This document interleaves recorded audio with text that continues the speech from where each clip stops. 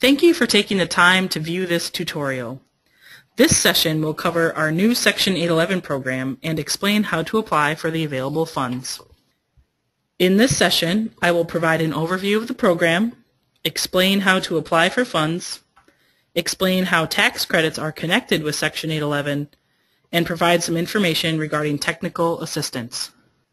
The Section 811 program offers project-based rental assistance to eligible properties willing to set aside a certain number of units for persons with disabilities. The total number of 811 units, along with any other units set aside for special populations, cannot exceed 25% of the development's total unit count. Please also note that the Section 811 assistance cannot be used with any designated LTH units. Any Section 811 units would need to be in addition to any LTH units. One key difference between Section 811 and other supportive housing programs or resources is that all tenant referrals for 811 units will come from the Designated Housing Coordinator, a position within the Department of Human Services, DHS. When an 811 unit becomes open, the property management company will list the opening on the Section 811 database, coordinated by Housing Link. The Housing Coordinator will also be notified of this opening and will match the opening with the most appropriate household from the Section 811 waiting list. The property management company may still complete an intake and screen the household. It is simply that all referrals must come from this one source.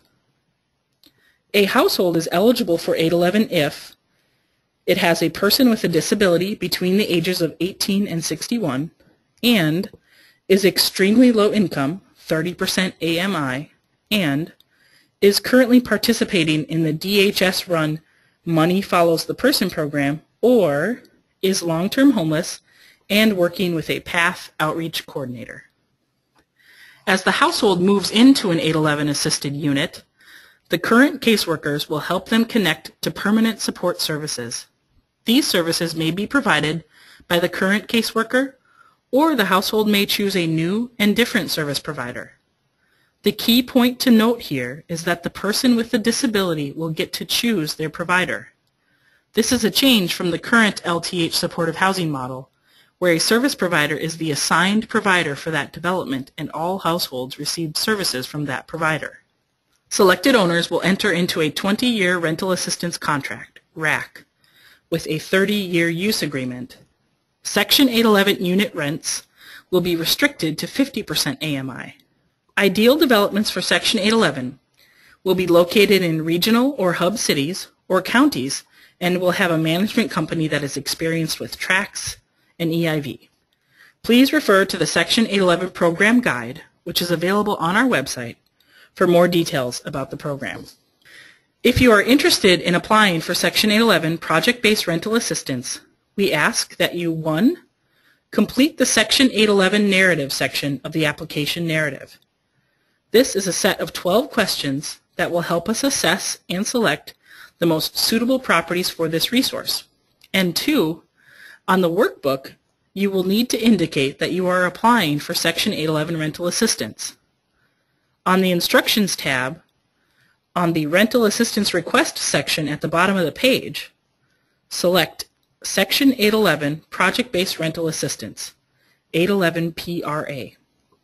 On the Sources tab, complete the Proposed Rental Assistance or Operating Subsidy Funding table for the requested 811 PRA units.